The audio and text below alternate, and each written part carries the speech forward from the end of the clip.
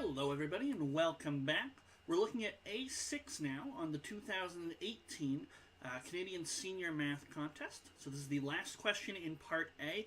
It's usually quite a challenging question, much easier than say B1 and sometimes B2. So just a little tip of advice before we dive into the question. If you're writing an upcoming Canadian Intermediate or Canadian Senior paper, you might find yourself better suited to skipping A6 and jumping to B1 and perhaps even B2, just because, well, A6, as I say, is pretty hard. You don't want to waste too much time when there are easier marks to be gained by doing B1, for example. Anyway, let's get into it. What is A6, guy? What have we got for this one here? Oops. So question 6. So suppose that A is between 0 and 90 degrees, and B is also between 0 and 90 degrees, and then we've got 4 plus tan squared A times 5 plus tan squared B. Oh, that 5 there is equal to square root of 320. Now that is an odd number. I mean, so the square root of 320, tan A, tan B. What do we want? We determine all possible values of cos A, sine B. Now, I highlighted the 5 here and the square root of 320 because those are unusual numbers to see when you're talking about trig functions. The 4, not so much. I mean, 4 is, we got tan squared, so 4 is basically 2 squared. But, if I'm seeing 4s and 3s, these are normal things to see when you're dealing with trigonometry, There's a very nice tan, I forget which one. Tan 60 degrees is root 3. Sine 60 degrees, root 3 over 2. Cotangent of 60 degrees would then be 1 over root 3. So 3s, 2s, these are not unusual numbers to have. Same with 4s, just because by virtue of being there with the square of 2. But 5s are a little different. Now, you can get 5s in trig with things like, I want to say sine 72 or something like that. But no, usually you don't encounter 5s. Some of the more specific trig angles will give you root 6s in their expression. I think there's root 6 minus root 2 over 4 is a sine of something. I can't remember. But 5 is a very unusual number to have kicking around with tans and sines and cosines. And the 320 just seems a little odd, so I'm curious to see where these numbers are fitting in. Now, in terms of the question, determine all possible values of cos A sine B.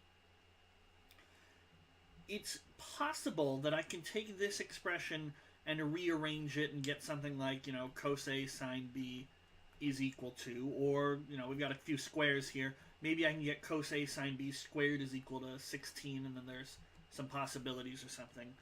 Obviously, it wouldn't be 16 because sine and cosine have to be at most 1, so maybe 1/16. But, so that's something we might want to shoot for. We might want to take all these tans and turn them into sine A's over cos A's, and sine B's over cos B's. So that's possible. It's also possible, just because they bother to mention A and B separately, it's possible that we could have something like, we might actually be able to solve for possible values of A. Like maybe there's a way to show that A is either 15 degrees or 60 degrees, and B has to be 30 degrees or something like that. And then we could work this out from there. I'm not sure which one is necessarily the best, but those are at least 2 planes of attack. Try and work out and get things in terms of cos A's and sine B's, or maybe try and solve for A and B. And I don't quite know which one's going to be best. So I'm going to try the sines and cosines first. My gut reaction is that might just be too much stuff. And additionally, there's nothing that really lines up with cos A sine B. Here, I'll show you what I mean. So if I got 4 plus tan A squared, that's just tan A, tan A. 5. I really want to know why this 5 is sitting here.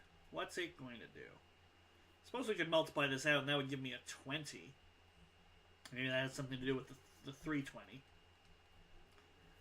But so, okay, this here is equal to root 320, and then I have tan A, tan B. Right? Yeah, tan A, tan B. Okay, I have that right. But if I convert everything to sines and cosines, I'll get a sine squared A over cos squared A. And then sine squared B over cos squared B. Root 320. We'll get sine A over cos A. And then sine B over cos B. And so the sines are staying on top, the cosines are staying on the bottom. There doesn't seem to be a good way to get this cos A up to be with this sine B, which is a bit of a shame.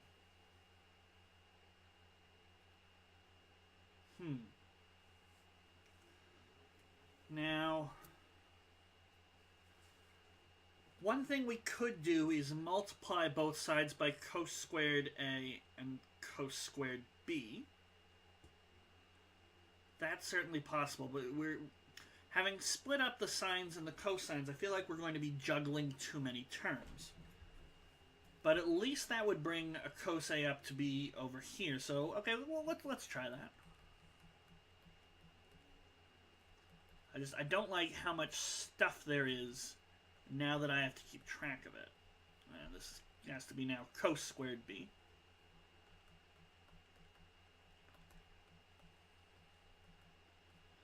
And I suppose I can take two of them and combine them and get some plus ones or something like that. So that might be something worth trying. And I get sine A, I can get sine B, and two cos squareds. Well, cos squared gives me two cos A's. One of them will cancel out with this cos A, and the other one will cancel out with this cos B. So I'll be left with a cos A, cos B here. Which is the first time I'm looking at the thing that I'm interested in. But it's also sort of stuck with a sine A and a cos B, as well as this root 320, which is sticking out a bit like a sore thumb. But, there's got to be a reason it's there. So I guess I could change this to 3 cos A, squared A plus 1. And 4 cos squared B plus 1. Root 320, and then I got my sine A. I'll put the sine A and the cos B together. And the cos A sine B. Now, those two are reminding me of an angle, the angle sum formula. Those two are part of, so if I do sine A plus B, you get sine A cos B plus sine B cos A. But that doesn't really go anywhere. And the 3 cos squareds, that's not a trig identity either. I've got little parts of trig identities. And I really, really don't want to expand this stuff out. Now,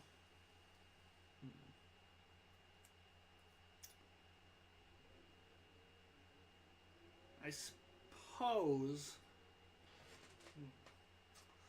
suppose we could use the Pythagorean identity and change the sine A into a square root 1 minus cos A, or cos squared A.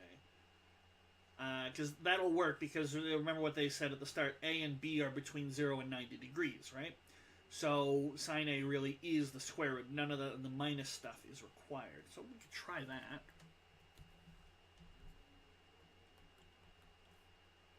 So since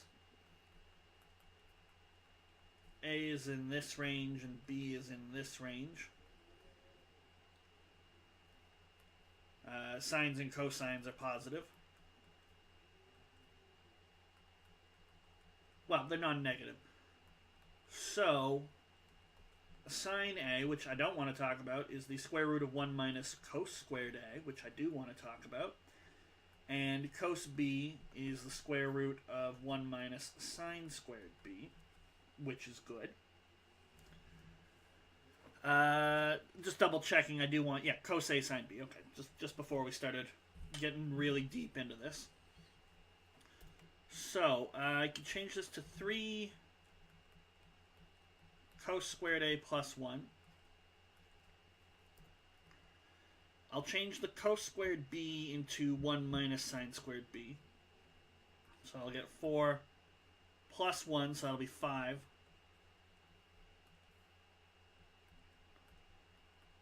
Minus sine squared b. Minus 4 sine squared b.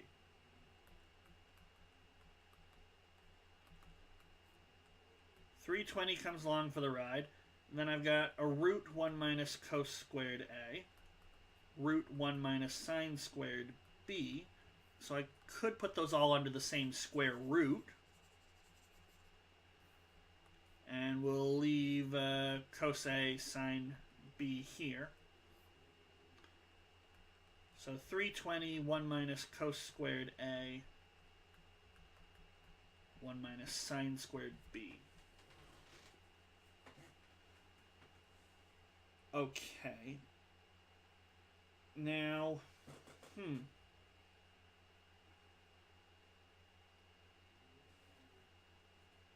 this is bothersome to me.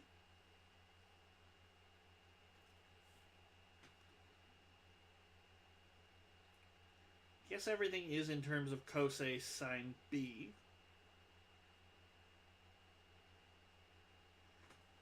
That 320 could probably be distributed somewhere over here.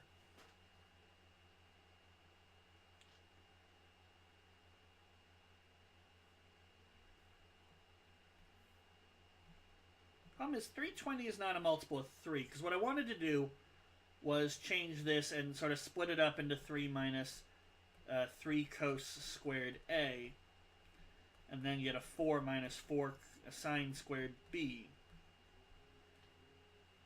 And then, so it sort of matches with these things over here, but I don't like that.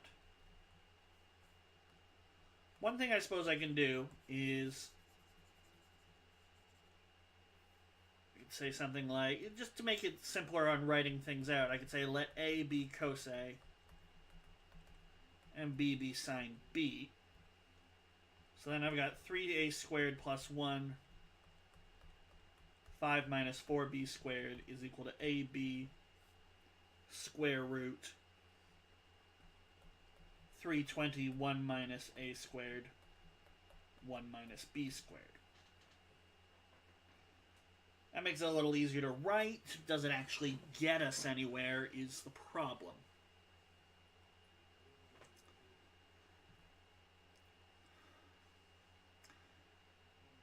I suppose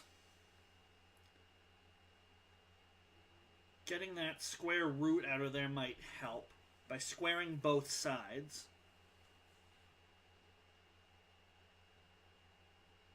Do I want to square both sides, though?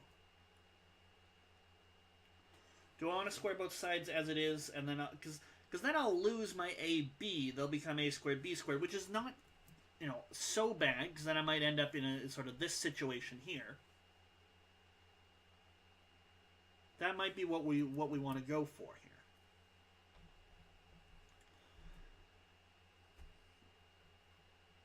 But, I just don't see where it's going to help to square everything, because then you're going to get a to the 4s over here, and b to the 4s over here. Maybe if we try something else here.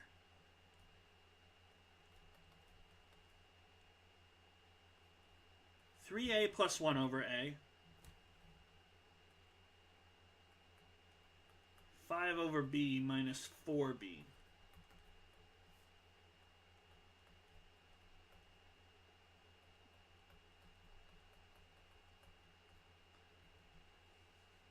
Because if I divide a and b, now I've just got some a's and some b's. Now, admittedly, now I've got some 1 over a's, and that might not be the safest thing to have kicking around. But I suppose we could square both sides, I guess. Doesn't seem like there's any harm in that. So we could do 9a squared. The a's will cancel out, so it'll be plus 6 plus 1 over a squared. And then 25 over b squared the b's will cancel out, so minus 4 times 5 is 20, minus 40 plus 16b squared is 320, 1 minus a squared, 1 minus b squared. Well, I still just have a's and b's lying around. But the 1 over a squared, I don't think it was an advantage what I did. I don't think that was necessarily the best thing for us.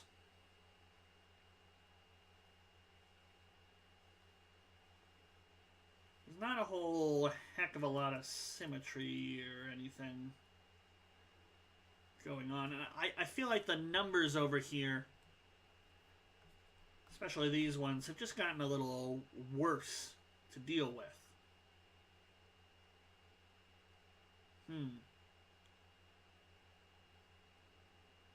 I also don't like the 9 doesn't, like, 320 doesn't have any factors of 3s. So, you know, you could play around with 5s and 4s there. But no factors of 3, so I feel like we might be on the wrong track. Well, I did have 2 plans when I started this. One was introduce sines and cosines. I think we actually have gone fairly well with that so far, other than this roadblock I'm at. So maybe I just need to take a break and think about something else and come back to this part, which is a viable strategy. Because we broke it up, and I was worried that there'd be too many sines and cosines and extra things working around, but using the trig identities and the Pythagorean identity, we were able to get it down to just this a and b, and we are really just concerned with what is a times b. But I also said, well, maybe there's a way to solve for a and b directly. So maybe if we go back to the original tan expression for a little while, even just to take a break from this particular expression right here, if I try and think of something. So maybe if we go back and look at the tans, there's something else we could do. So I'm going to go back to the start. I'm going to leave myself some pages here. So I'll go over a couple pages. And I'm going to... No, otherwise it'll be really hard to find where I was. So I guess I'll make a note to myself. Take a break. So let's try just the tans and cosines as... Or tans as they are. And see if we can get... see if we can just get A and B. Maybe there's a way to actually work out A and B without having to mess around with sine A and cos B. Maybe that's the case. So 4 plus tan squared A, 5 plus tan squared B. I didn't give myself enough room.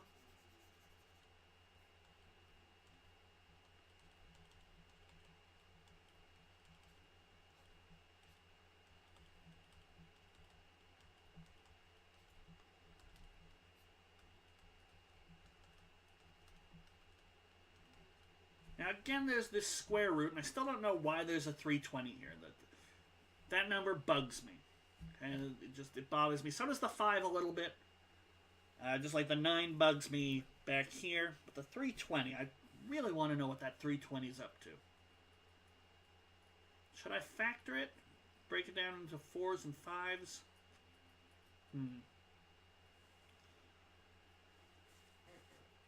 Well, suppose we could try to do the same thing we did before. You know, this time I'm going to let A be tan squared A, or I'm going to let A be tan A, and B be tan B, just to make my writing a little easier. I suppose we could try the same trick that we just did. Well, not even a trick, really.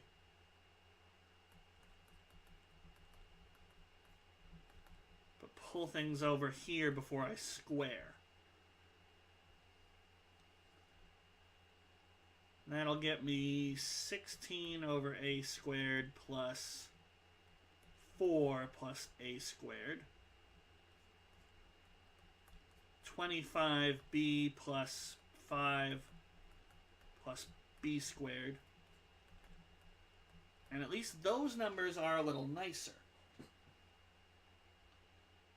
You know, I could divide 320 is take out a factor of 5, it's 64 times 5. So I can't exactly divide by, say, 25 and get rid of this 25, but I could divide by 5 on both sides and 4 on both sides. So this is 20 times 16.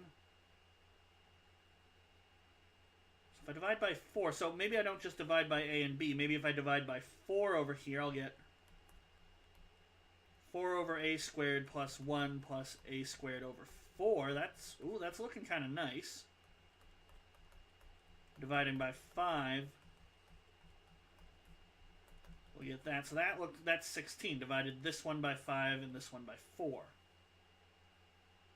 Which I guess before I square would correspond to dividing this by 2 and this by root 5, I suppose. So I've got a product here that's equal to 16, and this is a sum of sort of reciprocals plus 1, I guess.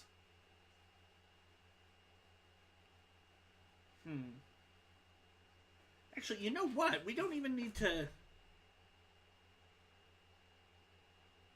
We don't even need to square the whole thing in the first place, right? So if I have, what was it, 4 plus a squared, so we'll go back to basics. 4 plus a squared, 5 plus b squared, square root of 320ab. But now I'm going to divide not only by a over here, but by 2. So I'll have 2 over a plus a over 2. And I'll divide by b root 5 over here. So I'll have root 5 over b plus b over root 5. So divide by a, divide by b, divide by 2 on both sides, which is the same as in here dividing by dividing by 4. Divide by root 5 on both sides. So let's just say 320 over 2 root 5. So 320 over 4 times 5. So 320 over 5. So square root of 16, so 4. Now if I were to let x be, let's say, a over 2, and y b over root 5, what we've really got is 1 over x plus x, 1 over y plus, pen messed up there, 1 over y plus y. We multiply those together, and that's equal to 4. Now this is interesting because, and you can get out your calculator and verify this, the smallest 1 over something plus itself can be, this is always greater than or equal to 2. So I have a product of two things that are greater than or equal to 2 being equal to 4. They have to be 2. They have to both be 2. Let me just see if I can show why this is. Off the top of my head, I can't think. Z minus 1 squared is always greater than or equal to 0. So z squared minus 2z plus 1 is always greater than or equal to 0. So z squared plus 1 is always greater than or equal to 2z. And so dividing by z, you get z plus 1 over z is always greater than or equal to 2, provided z is positive. So are these things positive? Because otherwise it's it's less than or equal to negative 2. But x is a over 2, and that's tan a over 2, tan b over root 5. But a and b are in the first quadrant, so tans are positive. Divide by 2, that's still positive. Divide by root 5, that's still positive. Okay, so x plus 1 over x has to be greater than or equal to 2. Y plus 1 over y has to be greater than or equal to 2. And equality here occurs exactly when z is equal to 1.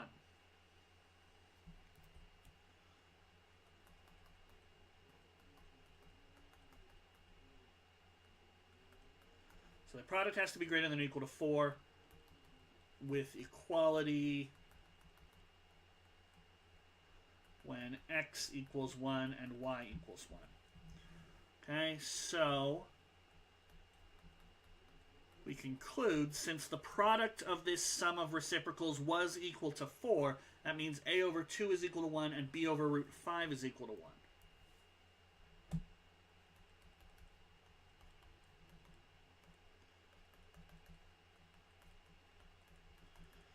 So that means a is 2 and b is root 5, but that was tan a and tan b. So tan a is 2 and tan b is root 5, and this should tell me what sine and cos are. In fact, we could even use sort of little trig triangles to work this out. So b down here and a down here. So root 5 opposite over adjacent, so square them and you'll get root 6. And 1 and 2, square them, 1 plus 4, so you'll get root 5. So we want cos A, and that's adjacent over hypotenuse, so 1 over root 5. And we want sine B, so that'll be root 5 over root 6. So cos A sine B has to be equal to 1 over root 6. Right? Does that make sense? I feel like that does. So root 5, 1, square them. Yeah. I think we got it. So we didn't actually work out A and B, but A and B happened to be unique for this particular setup here. And so because of that, you got cos A and sine B. That's kind of nifty. I guess you could almost even just sort of generalize that. There wasn't anything particularly special about the 2 and the 5. What we could do is, you could do the same sort of question, but with m plus tan squared A and n plus tan squared B is equal to the square root of 16 mn times tan A tan B. And then tan A would have to be root m. Tan B, using the exact same reasoning we just had, must be root n.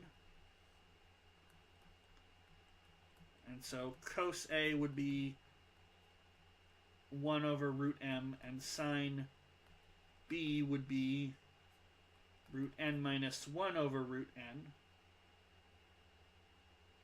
No, root n over root n plus 1.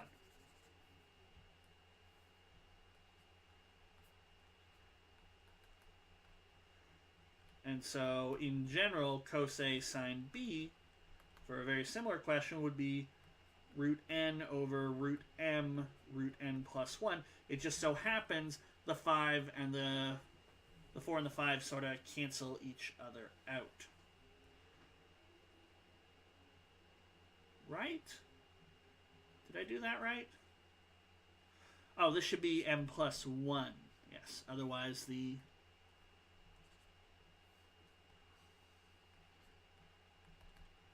And so if we had had 3 and 4, the answer would quite uniquely be 1 over root 5, for example. But we have 4 and 5, so the answer is going to be 1 over root 6. That's kind of nifty. I wonder if we would have gotten the same stuff if I'd come back to this break, because we were sort of on the right track. We did the 1 over A stuff and the 1 over... we divided by A and B, but I feel like this mess over here might not have played nicely with it.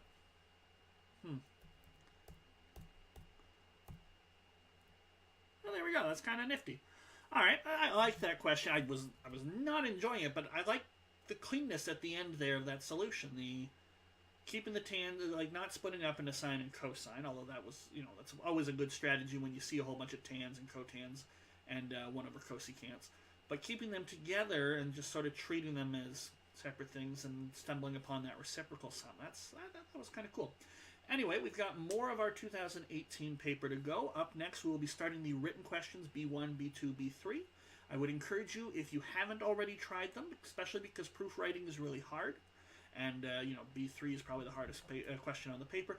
I would encourage you to take a look at B1, B2, and B3 before joining me in the next video, because practice makes perfect. You will not know where you're going to have problems until you jump right in and start doing the questions for yourself. But anyway, I will see you in the next video for more of our CSMC paper. So long for now.